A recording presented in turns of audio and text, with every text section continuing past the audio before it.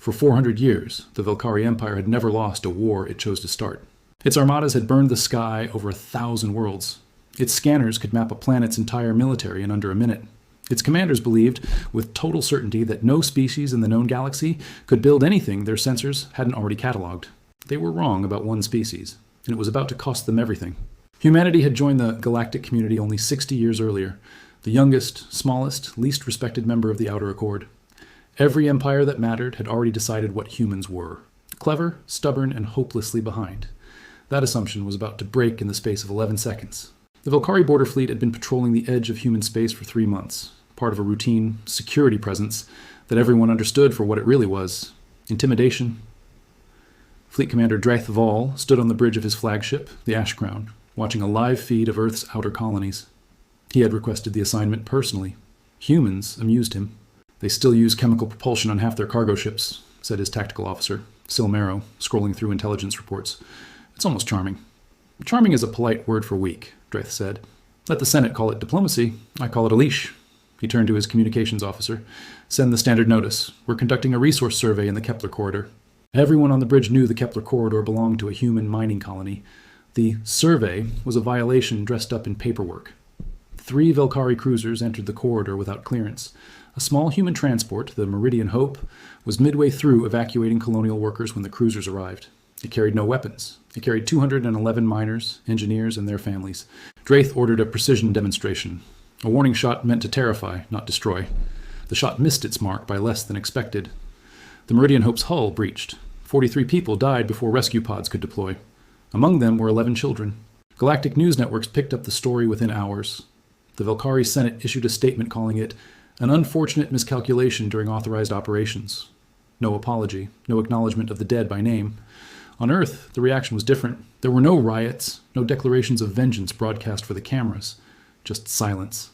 The kind of silence that unsettled anyone who understood humans well enough to recognize it. 3 days later, Human Ambassador Renata Cole stood before the Outer Accord Council and said only this: "You were warned that our restraint was a choice, not a limitation. That choice has ended."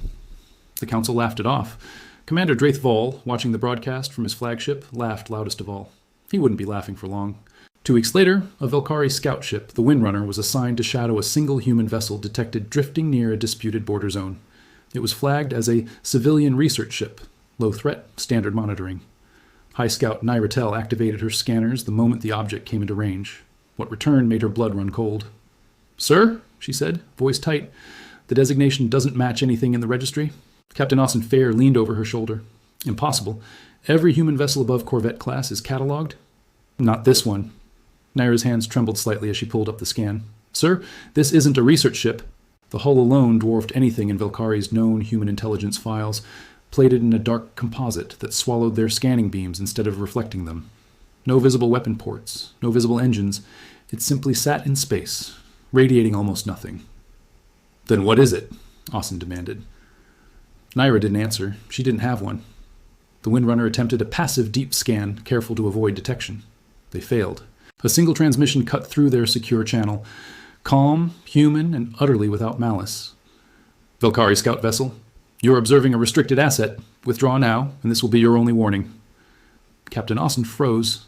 No Velkari cloaking field had ever been pierced this cleanly, this instantly, by anything short of a dedicated counterintelligence platform. "Cut the scan," he ordered. "Full retreat." As the Windrunner turned to flee, the massive vessel remained motionless, watching, saying nothing further. It let them go. That, more than any weapon, was what terrified Austin most. It hadn't needed to threaten them twice. Commander Drath Vol received the Windrunner's report personally. He watched the sensor logs twice before speaking. "This is fabricated," he said flatly. "No civilization advances this quickly without warning signs. We would have seen it coming." Silmero, normally cautious about contradicting him, spoke anyway. "Sir, with respect, we assumed we would see it coming because we assumed humans had nothing to hide. What if that assumption was the mistake?" Drath's jaw tightened. He didn't answer. Instead, he ordered a full battle group. Not a scout, not a patrol, but 12 warships, to approach the human border and demand identification of the vessel directly. "If they built one impressive prototype," he said, 12 warships will remind them what an empire actually looks like." He was about to learn exactly how wrong that plan was. The Velkari battle group arrived at the border in perfect formation, shields raised, weapons armed, a display designed to end any argument before it started. The unknown vessel did not move. It did not power weapons. It simply opened a channel.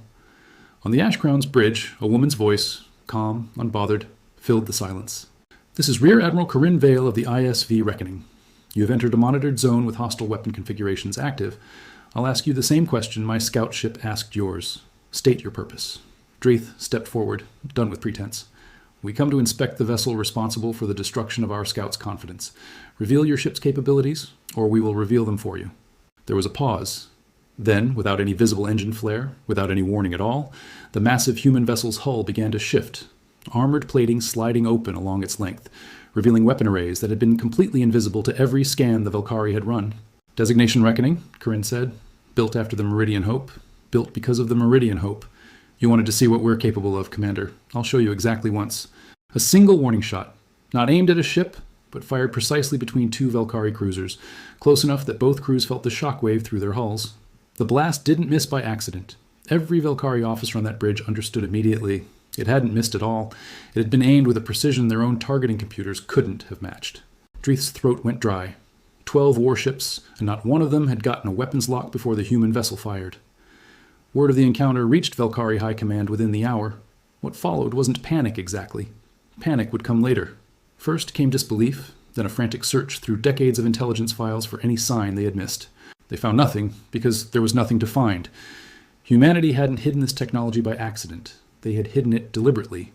A species that had learned through the Meridian Hope and 100 smaller injustices before it that restraint was only respected by those who understood exactly what was being restrained. Grand Marshal Illyra Kess, the highest-ranking officer in the Velkari military, reviewed the full sensor logs personally. When she finished, she sat in silence for nearly a full minute. "They let our scout ship go," she finally said. "They could have destroyed it instantly. They chose not to." "A mercy," offered one advisor. "No," Illyra said. "A message. They wanted us to see it, report it, and understand what waits for us if we push further. This is not the behavior of a frightened species, and it is not the behavior of a reckless one either." She looked at the reports scattered across her table. "This is the behavior of a species that has been preparing for exactly this conversation for a very long time. For the first time in 4 centuries, the Velkari Empire began drafting terms of negotiation instead of terms of surrender to demand from someone else. A final blow arrived days later when deep-range Velkari sensors picked up something they hadn't anticipated. 17 additional signatures matching the Reckoning's profile, spread quietly across human-controlled space, each one previously undetected. Humanity hadn't built one impossible warship. They had built an entire class of them, and simply never mentioned it because mentioning it had never been the point. The Reckoning wasn't meant to conquer. It was meant to ensure that no empire would ever again mistake a warning for weakness. Grand Marshal Illyra Kess requested a direct channel with Admiral Corinne Vale. When the connection opened, neither spoke for several seconds. "We could have destroyed our fleet at the border," Illyra said finally. "Every empire before you would have used that advantage without hesitation. Why didn't you?" Corinne's expression didn't change. "Because destroying your fleet wouldn't have brought back the 43 people you killed on the Meridian Hope. It would have just meant we'd both lost something instead of just one of us." "Then what do you want from us?" "An apology with names attached to it," Corinne said. "And an understanding.